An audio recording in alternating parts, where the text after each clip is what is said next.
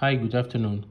In this video, we will be calibrating our temperature transmitter using the DPI 620 Genie, and we will use the documenting function to see if our calibration is within the tolerance or if it is out of tolerance. This will save a lot of time for our operation, so no need to take the results, no need to write down the output versus input and then do a calculation to see if the tolerance within the specifications. This all will be done automatically by our calibrator. If you wanted to learn more about how to set up the calibrator, how to do the basic calibration, you can see the previous video, which I will put a link in the description box.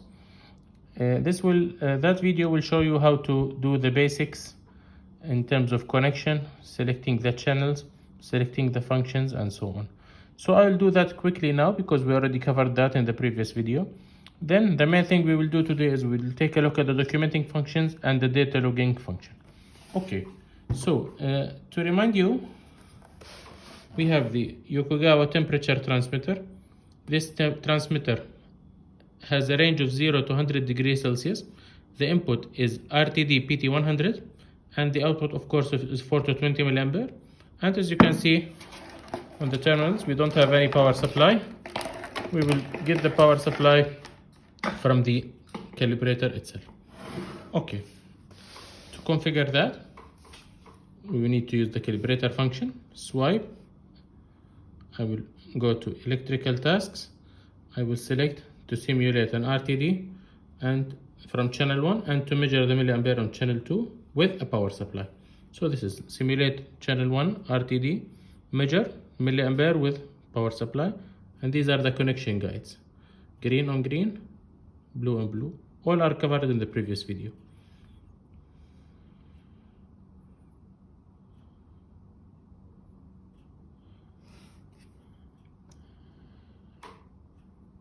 Here we go. So from channel 1, settings, PT100, that's what we are looking for, degrees Celsius. Milliampere is fine. We will connect now our device.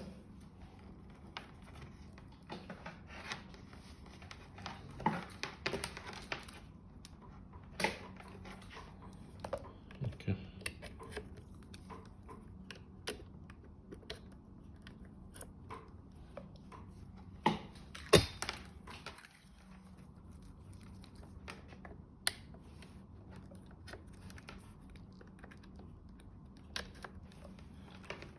So now our transmitter is on. It's giving the milliampere. Now let's go to the documenting. Let's say that the acceptable tolerance for this calibration is 0.4% of the span. So we will define that. We will define the minimum, the maximum, the input and the output, and we will do the calibration as normal, the points we want. In each point, the calibrator will tell us if it is within the tolerance or it's out of tolerance. So from the dashboard, I will go to documenting. I will select the analysis function. I need to define which channel is the reference and which channel is the input. Reference means that it's the reference value I gave. In this case, I'm sure about the RTD because it's getting simulated from my calibrator, which is calibrated already. And this channel 2 is the input. So in this case, I'll set up the channel 1 to be a reference. Channel 2 is the input. The scaling, I need to define the scaling. So this is the reference low, reference high. Our reference is the RTD. The minimum, as we said, is 0 degrees. The maximum or the high is 100 degrees Celsius. The input low is 4 milliampere. The input high is 20 milliampere. So these are the scaling of our transmitter.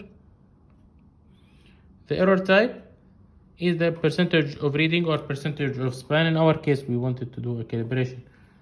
Percentage of span, this is what we have got. The relationship between the input and output is linear. And now the tolerance is 0.4%. So we are ready now. We can start our analysis. We have defined input and output tolerance relationship. This is the analysis menu. In channel 1, you got the reference value. In channel 2, you will got the error. So the error is within the specifications. This is the percentage, it's 0.06, and our tolerance is 0.4, means that the error is less. So it's give us tick, means that it is correct. Let's do now, we will do a calibration at 5 points. Steps of 25 degrees. So I'll go to settings,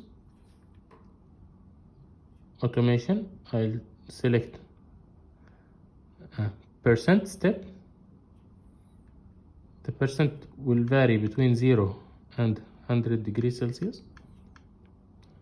The step size is 25 degrees Celsius, 25%, sorry.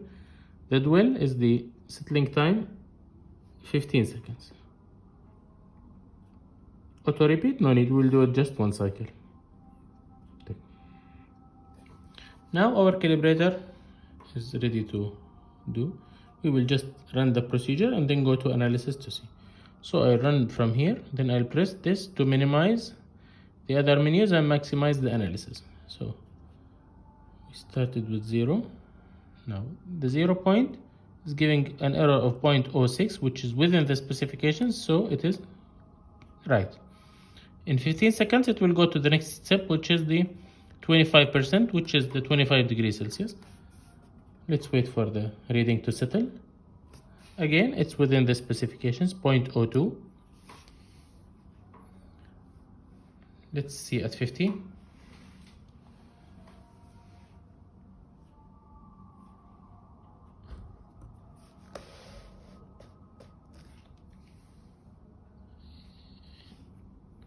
It's 0.42, sorry. So it's out of specifications. We got an error. It's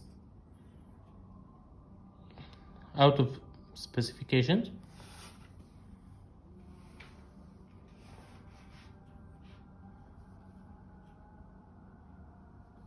Next 0.75 and the 100, all out of specifications. So the error is 0.9, which is larger than 0.4, means that the calibration is failed. Now we'll do the negative or the down steps, back to 25.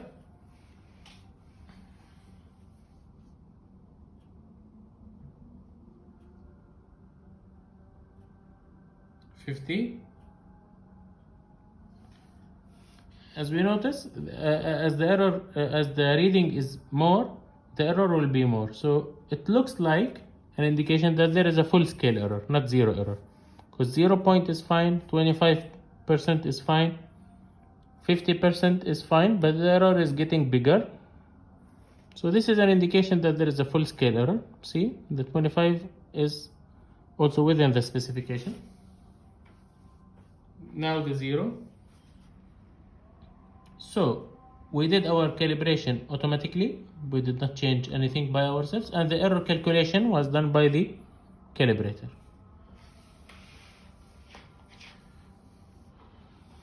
So this is how the analysis function works. Let's take a look at the data logging now. This data logging will help us to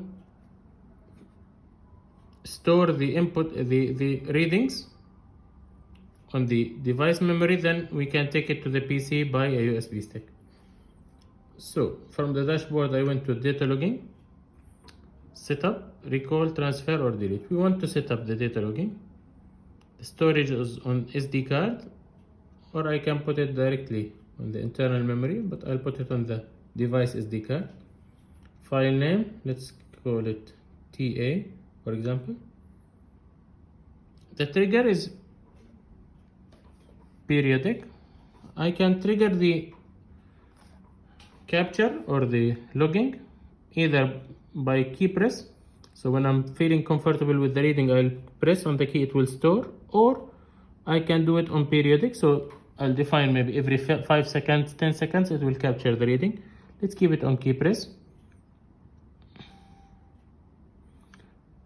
Touch look button to capture data. So now I'm ready to go.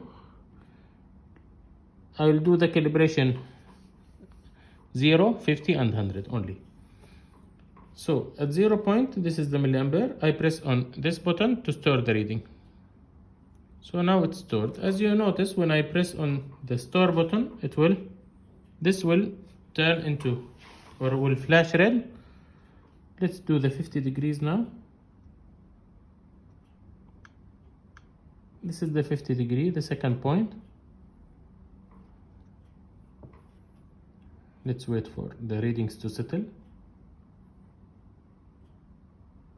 Okay, I'll store the reading now. So just notice this. It captured.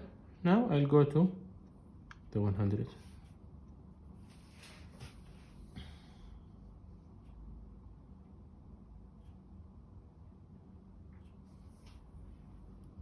I'm fine. Okay. Now I stored the readings. I'll do the 50 again.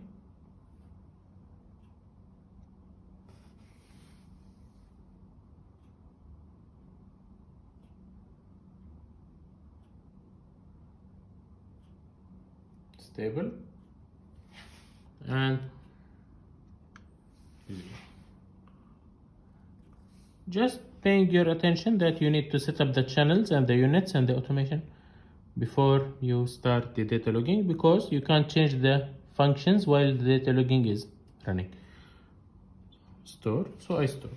See, if I tried now to exit, stop logging, yes. So I am done. It is stored. I'll recall what we have done. So recall by file name. Our file name is TA, I believe. Yeah. So these are the details. We have 5 points, date and time. I can view it on a table. So the point, input and output all appears like a table with the time it was taken, or I can view it as a chart if you want. The relationship between input and output. So this is the file we done. Now I can get a USB stick, put it on the USB stick port and transfer it. So there is no USB flash, or if I'm connected that through the USB serial port, I can also transfer it to the PC directly by the cable. That's a quick coverage about the analysis and data logging function. Now when we did the analysis, there was an error. So in the next video, I'll be covering the heart. We will log in, or we will communicate with the transmitter through heart protocol using this calibrator because it has a heart function. We will see how to connect to heart, how to do the diagnostics, and how to do the adjustment. Then we will do the as left calibration and see if our error is, or if our adjustment is correct. Thank you.